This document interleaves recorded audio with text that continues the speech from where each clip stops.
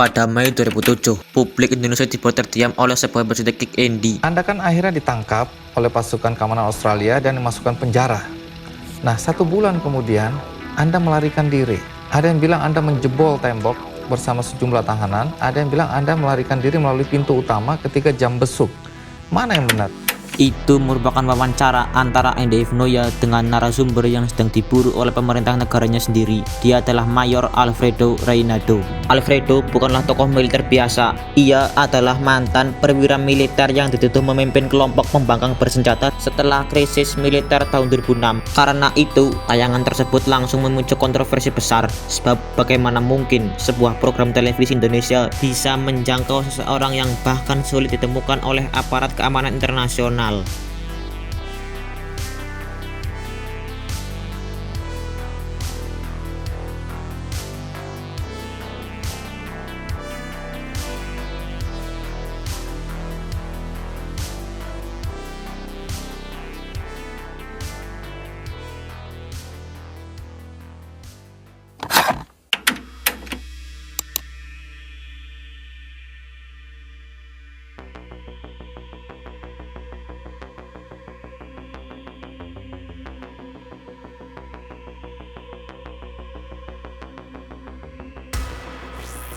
Untuk memahami kenapa wawancara ini begitu kontroversial, situasi Timur Leste saat itu harus dipahami lebih dahulu. Setelah merdeka, negara tersebut belum benar-benar stabil secara politik maupun keamanan. Ketegangan di tubuh militer perlahan berkembang menjadi konflik terbuka pada tahun 2006. Krisis itu menyebabkan kerusuhan besar di Dili. Aparat keamanan terpecah, rumah-rumah dibakar, dan ribuan warga mengungsi. Situasi negara dalam kondisi kacau, dan pemerintah kesulitan mengendalikan keadaan. Di tengah konflik tersebut, nama Alfredo mulai mendapat perhatian internasional. Ia adalah mantan mayor polisi militer Timur Leste yang dikenal memiliki kemampuan lapangan dan pengalaman militer yang cukup kuat. Namun setelah konflik membesar, Alfredo keluar dari struktur resmi negara dan bergabung dengan kelompok bersenjata yang menentang pemerintah. Anda kan dituduh desersi, dan Anda menolak tuduhan desersi itu. Anda menganggap Anda tetap loyal pada negara, loyal pada pimpinan, dan Anda buktikan ketika Sanana meminta Anda untuk menyerahkan senjata, dan Anda lakukan itu. Ya, memang betul. Susah dikatakan desersi karena saya tidak pernah meninggalkan tugas. Sampai saat ini saya masih aktif melayani bangsa dan negara sesuai asas militer yang saya anut.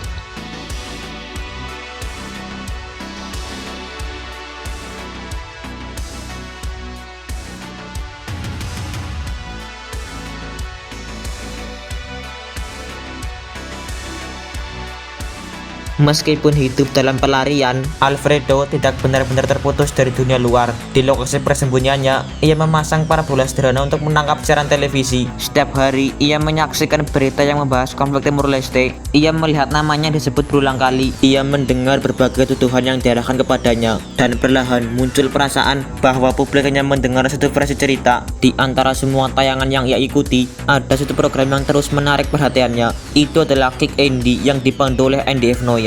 Pada awal 2007, sebuah episode menghadirkan Perdana Menteri Timur Leste kala itu, Sanana Gusmao. Tayangan tersebut ikut disaksikan Alfredo di tempat persembunyiannya. Merasa namanya terus dipojokkan dan dituduh sebagai aktor intelektual kerusuhan Dili, Alfredo merasa perlu membela diri. Dari situlah sebuah keputusan mulai terbentuk. Ia ingin berbicara. Keinginan Alfredo untuk berbicara akhirnya disampaikan kepada Desi Fitriani, jurnalis Metro TV yang saat itu sedang bertugas meliput di Timur Leste. Karena sudah saling mengenal, komunikasi di antara mereka berlangsung lebih mudah dibandingkan dengan orang luar. Dalam salah satu pertemuan, Alfredo mengutarakan niatnya untuk tampil di Kick Andy. Desi kemudian menghubungi Andy Noya dan menjelaskan situasinya. Tak lama kemudian, telepon diberikan kepada Alfredo. Percakapan pertama antara keduanya berlangsung tanpa persiapan panjang. Tidak ada negosiasi rumit, tidak ada pertemuan resmi, dan tidak ada jaminan bahwa wawancara itu benar-benar akan terlaksana. Namun, dari sambungan telepon singkat itulah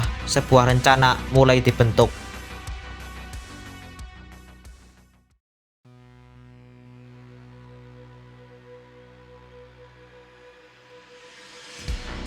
Memasuki Maret 2007, persiapan dilakukan secara berhati-hati. Andy F. Noya bersama produser Agus Pramono dan tim kecil Kick Andy bersiap menuju lokasi yang belum mereka ketahui. Sejak perjalanan dimulai, seluruh kendali berada di tangan Alfredo. Tim tidak bisa menghubunginya. Mereka hanya menunggu panggilan masuk yang berisi instruksi berikutnya. Nomor telepon yang digunakan terus berganti. Setiap panggilan memberikan arah baru. Setiap petunjuk membawa mereka ke lokasi yang berbeda. Tidak ada alamat yang dicatat, tidak ada titik tujuan yang diketahui sejak awal. Yang ada hanyalah serangkaian instruksi yang harus diikuti satu persatu. Hingga akhirnya mereka tiba di sebuah lokasi terpencil yang lokasinya masih menjadi rahasia hingga hari ini. Sesampainya di lokasi, suasana terlihat biasa. Tim mulai menunggu sambil berbincang ringan. Kamera belum dinyalakan, peralatan masih berada di tempatnya. Tidak ada tanda-tanda kehadiran Alfredo. Menit demi menit berlalu. Sekitar 15 menit kemudian, situasi masih tetap sama. Namun, ada satu hal yang baru diketahui belakangan. Alfredo sebenarnya sudah berada di sekitar lokasi sejak awal. Ia mengawasi seluruh keadaan dari kejauhan. Ia ingin memastikan bahwa tidak ada aparat keamanan, intelijen, atau pihak lain yang mengikuti rombongan Kick Andy. Baru setelah merasa yakin semuanya aman, ia memutuskan untuk menampakkan diri. Pertemuan yang sebelumnya hanya berupa rencana, kini benar-benar terjadi. Tim segera menyiapkan lokasi wawancara. Sebuah kain hitam besar dipasang sebagai latar belakang. Tujuannya bukan untuk kebutuhan artistik, melainkan untuk menghilangkan seluruh petunjuk visual yang dapat mengarah pada lokasi persembunyian Alfredo. Kontur tanah, vegetasi, hingga arah datangnya cahaya sebisa mungkin disamarkan. Semua dilakukan agar rekaman tersebut tidak dapat digunakan untuk melacak keberadaannya. Di depan kamera, Alfredo berbicara panjang mengenai krisis 2006, tuduhan yang diarahkan kepadanya, serta alasan mengapa ia mengambil jalan yang kemudian membuatnya menjadi buronan. Ahli perundang-undangan yang menimbulkan krisis itu mereka, bukan saya. Saya berdiri untuk menghentikan tuntutan atau tujuan mereka yang bisa membahayakan bangsa dan negara, yang bisa menimbulkan perang saudara. Saya berdiri di tengah untuk menghentikan itu. Akhirnya saya dijadi kambing hitam kan, supaya mereka bisa innocent. Tunggu dulu. Nah, akhirnya kita tahu bahwa Ramos Horta terpilih sebagai presiden. Ya. Kemudian dalam waktu dekat kita juga merasa yakin bahwa Sanana akan terpilih sebagai Perdana Menteri. Jadi tinggal tukar tempat. Apakah dua pemimpin ini menurut Anda mampu membawa Timor Leste ke arah yang lebih baik? Saya rasa lebih buruk. Lebih buruk? Ya, Kenapa? karena kedua pemimpin ini sudah dikenal sejak tahun 75. Proses untuk kemerdekaan ini semua sudah dikenal, sepak terjang mereka, dan banyak tingkah laku mereka itu sebenarnya kalau mau dikaji lebih baik, mereka itu orang-orang kriminal. Bukan berarti saya mengatakan demikian karena saya tidak suka orangnya. Saya tidak ada urusan dengan siapa Pak Sanana, siapa Pak Ramos Horta. Tapi apa yang mereka praktekkan itu yang tidak sejiwa dengan saya, sesuai hukum yang ada. Apa yang tidak sejiwa itu? Karena mereka memanfaatkan banyak orang hingga banyak yang korban untuk perjuangan ini yang tidak melalui jalan yang benar. Mereka sendiri bertopeng dari ideologi lain untuk bisa mengimplementasi ideologi yang sebenarnya. Anda menyebut Ya, komunis? Ya, mereka penganut komunis. Wawancara selesai tanpa gangguan. Setelah pengambilan gambar terakhir, tim segera meninggalkan lokasi. Namun, rekaman itu tidak langsung disiarkan. Alfredo meminta agar episode tersebut ditayangkan setelah ia berpindah ke tempat yang lebih aman. Permintaan itu dipenuhi. Pada 24 Mei 2007, wawancara tersebut akhirnya mengudara.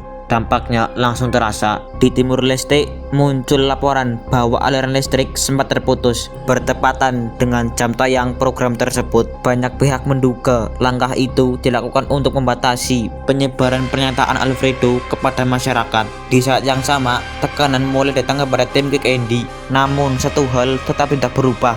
Lokasi itu tidak akan diungkap sampai kapanpun. Pertanyaan bertubi-tubi ditujukan kepada saya. Di mana wawancara tersebut berlangsung? Jika wawancara tersebut berlangsung di Timor Leste, maka saya dituduh telah masuk ke wilayah negara lain secara tidak sah.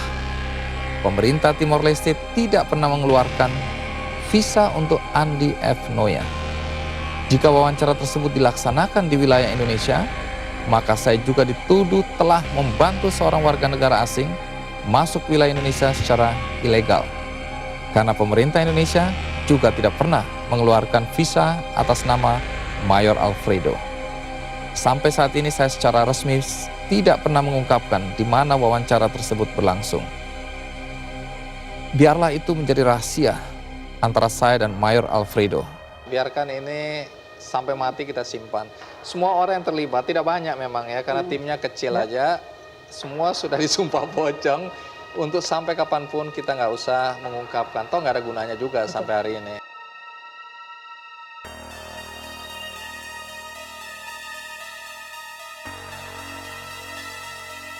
Kurang dari setahun setelah wawancara tersebut ditayangkan, tepat pada 11 Februari 2008, Mayor Alfredo tewas dalam insiden penembakan di kediaman Presiden Jose Ramos Horta. Shot dead. Buried with him was the mystery of what his plan. Kematian itu mengakhiri pelariannya, tetapi tidak mengakhiri misteri yang mengelilinginya.